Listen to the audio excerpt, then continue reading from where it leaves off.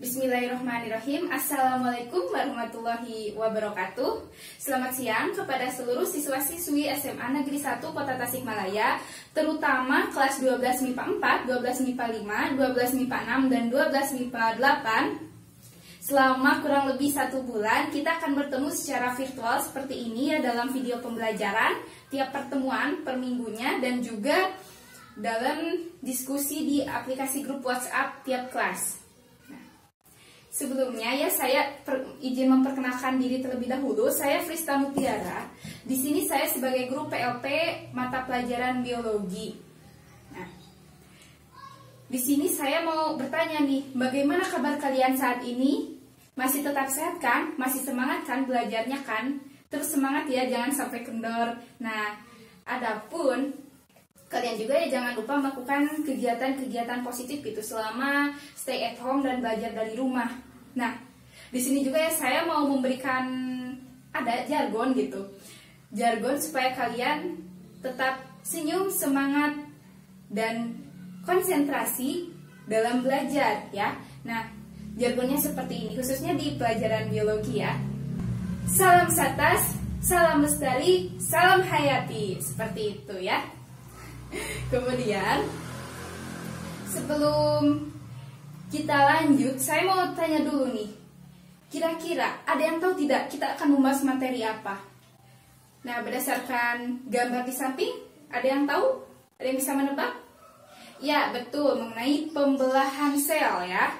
Nah, jadi materi ini sebenarnya ya masih ada hubungannya dengan materi yang minggu sebelumnya dibahas, yaitu mengenai genetika. Nah, adapun ya, tujuan pembelajaran pada pertemuan kali ini adalah dengan menggunakan model pembelajaran discovery learning, peserta didik ini dapat menganalisis keterkaitan pembelahan sel sebagai dasar penurunan sifat pada keturunannya, beserta mampu menyajikan hasil pengamatan pembelahan sel pada hewan dan tumbuhan. Nah, dengan secara daring seperti ini gitu, dengan menggunakan aplikasi Google Classroom, aplikasi WhatsApp, diharapkan nanti peserta didik dapat mengembangkan keterampilan abad ke-21 seperti berpikir kritis, berpikir kreatif, komunikasi, dan juga kolaborasi ya. Peserta didik nantinya setelah mempelajari materi pembelahan sel dapat mengembangkan sikap jujur, disiplin, tanggung jawab, mandiri dalam belajar, serta dapat menumbuhkan rasa syukur atas ciptaan Tuhan Yang Maha Esa. Sebelumnya saya mau mereview sedikit ya kepada Anda semuanya gitu mengenai materi genetika minggu-minggu yang lalu. Tentu kalian tidak asing mendengar istilah seperti kromatin, kromosom, dan replikasi DNA. Lalu saya harap kalian itu masih ingat gitu beberapa istilah ini gitu, karena memang secara nantinya gitu akan sering disebutkan gitu, khususnya nanti dalam tahap pembelahan mitosis dan meiosis seperti itu ya.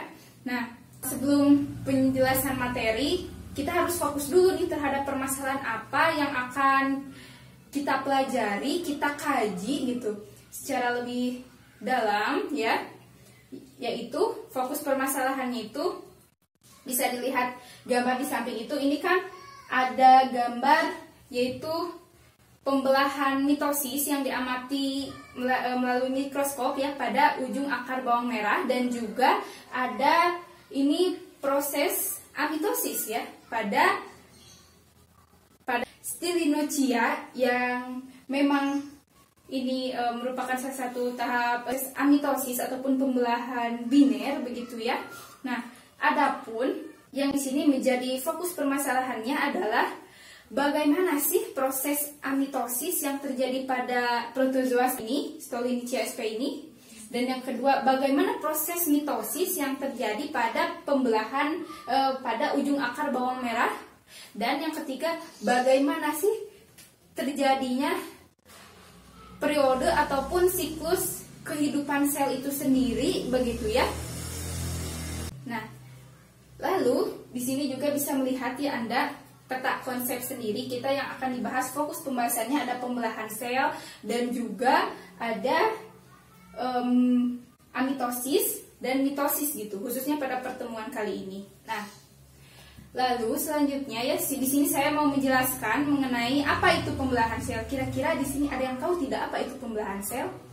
Nah, pembelahan sel sendiri itu merupakan suatu cara ataupun proses yang dilakukan oleh makhluk hidup dengan cara membelah diri menjadi beberapa bagian sel ataupun bagian individu, tujuannya untuk melestarikan keturunannya dan juga biasanya untuk tumbuh, berkembang gitu ya. Lalu, nah pembelahan sel sendiri juga ini bisa dikategorikan menjadi dua ya. Ini berdasarkan tahapan-tahapan yang dilalui, kemudian berdasarkan nanti tujuannya dan hasil akhir keturunannya seperti apa, begitu ya. Jadi di sini ada pembelahan amitosis ataupun disebutnya pembelahan langsung dan juga pembelahan mitosis dan meiosis atau yang disebut pembelahan secara tidak langsung.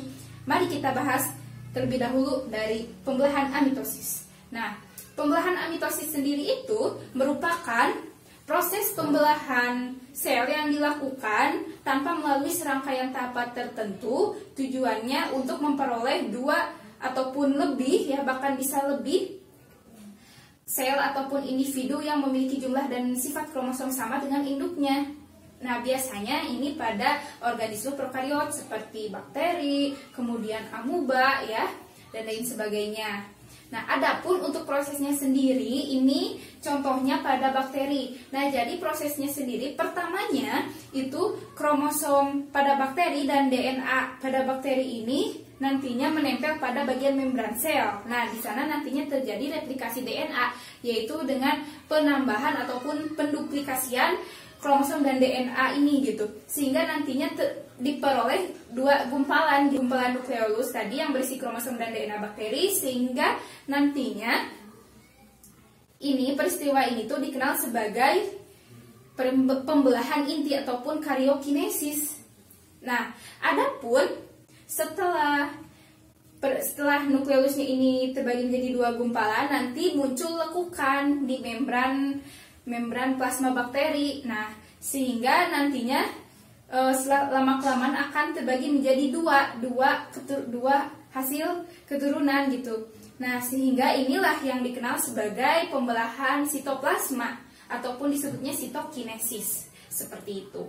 Nah, untuk selanjutnya ya mengenai pembelahan mitosis ya, sebenarnya di sini saya mau sebelum ke sana kita harus paham dulu mengenai siklus sel. Jadi siklus sel ini menggambarkan periode kehidupan sel gitu. Apakah dia dalam fase ketika membelah ataupun dia fasenya tidak sedang membelah gitu. Namun dari sebagian keseluruhan gitu ya, ini tuh sel itu berada pada fase yang kita sebut sebagai interfase.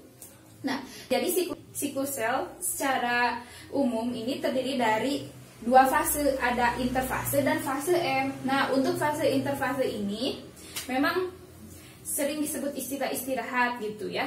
Fase istirahat. Kenapa? Karena pada fase ini sel mempersiapkan segala sesuatunya seperti materialnya ya untuk nanti pembelahan begitu.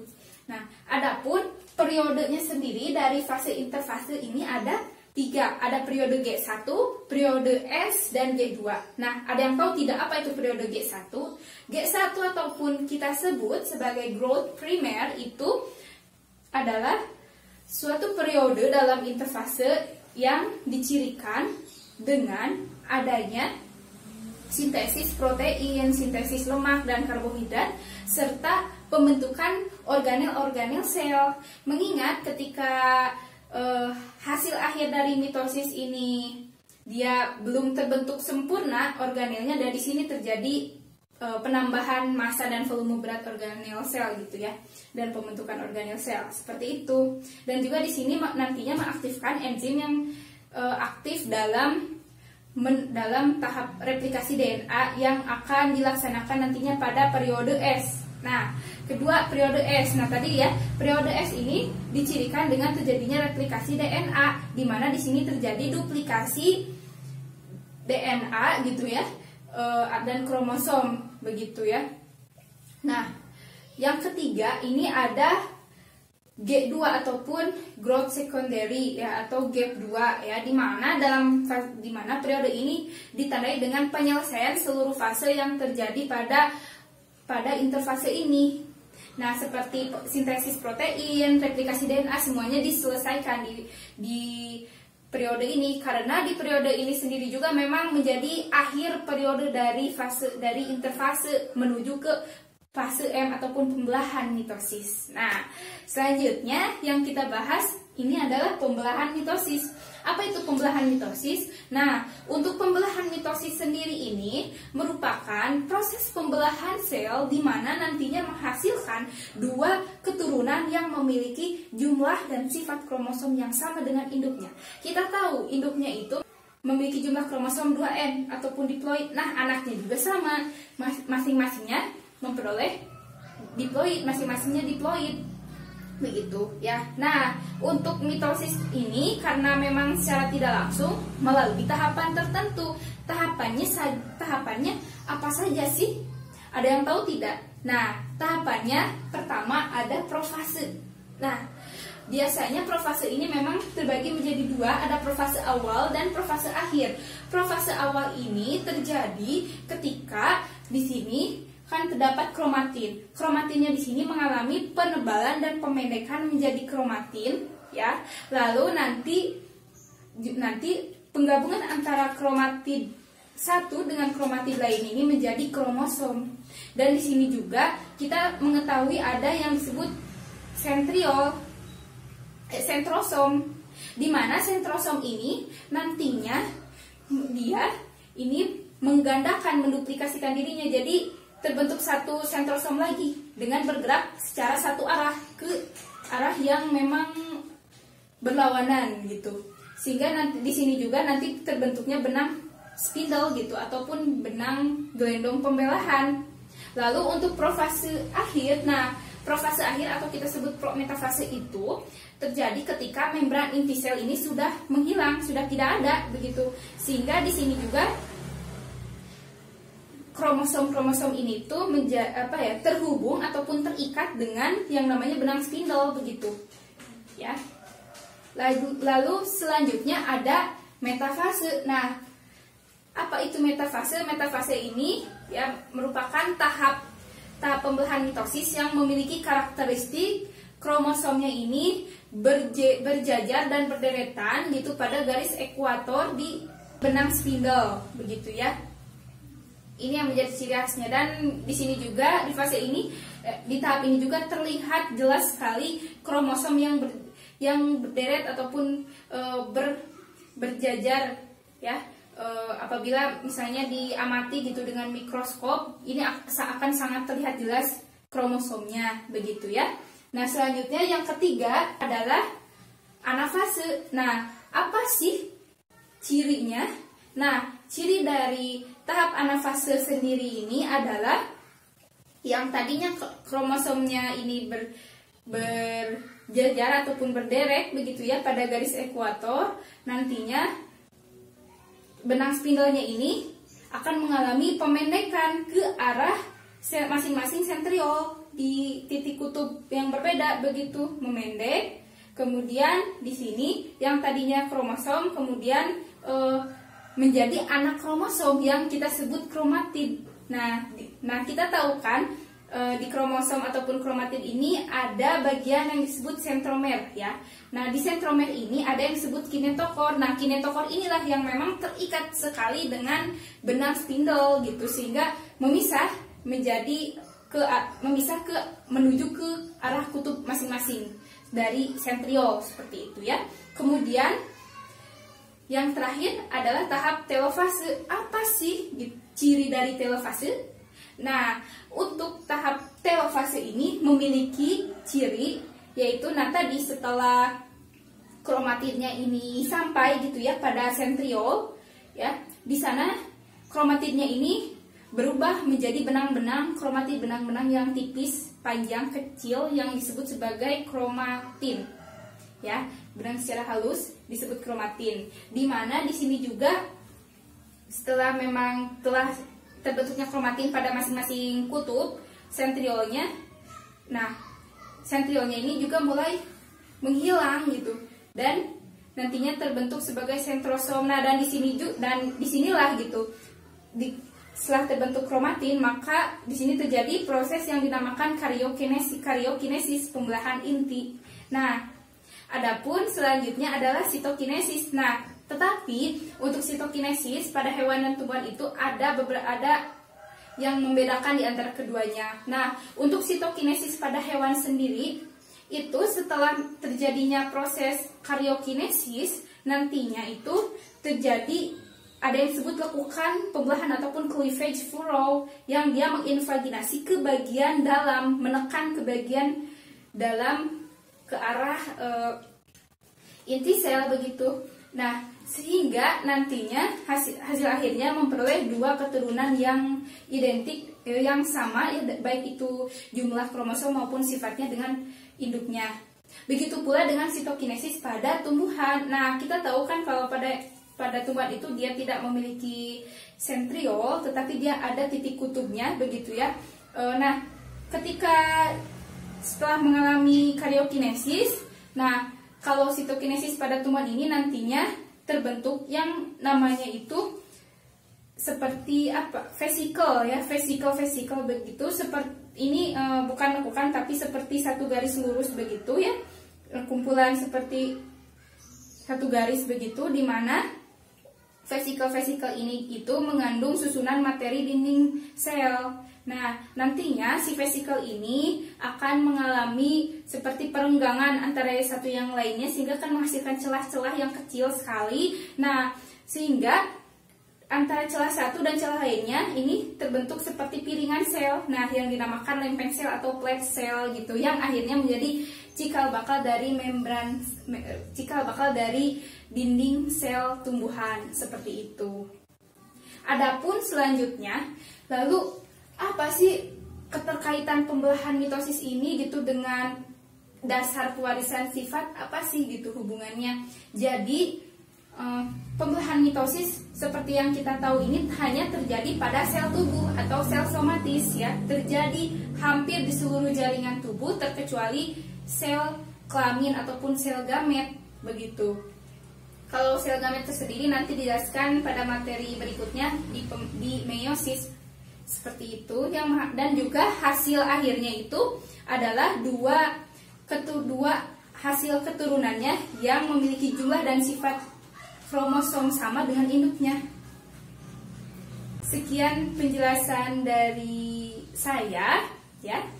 Mohon maaf yang sebesar-besarnya gitu apabila misalnya di sini saya kurang mendetail penjelasannya.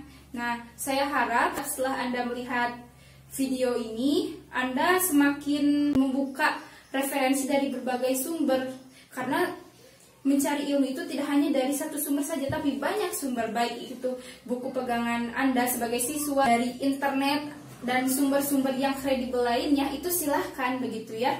Dan saya juga sudah melampirkan beberapa file penunjang materi dan juga bahan ajar yang telah saya buat di aplikasi Google Classroom. Harap Anda baca dan pahami baik-baik begitu, dan jangan lupa untuk penugasan tersendiri Anda nantinya mengerjakan LKPD secara berkelompok. Satu kelompoknya terdiri 4-5 siswa, dan itu sudah dapat pembagian kelompoknya. Untuk penugasan selanjutnya itu ada penugasan resum. Nah, Anda nanti secara perorangan membuat resum ataupun rangkuman dari materi ini dengan ketentuan maksimalnya setengah halaman Word ya, diketik. Itu saya harap Anda jangan kopas begitu ya. Nanti diupload ke Google Classroom, deadline-nya hari Selasa pukul 12 siang. Dan juga untuk LKPD sendiri itu dikirimkan oleh ketua kelompoknya, dan untuk yang resum itu secara individual. Gitu. Sekian, terima kasih. Wassalamualaikum warahmatullahi wabarakatuh. Sampai jumpa di pertemuan selanjutnya.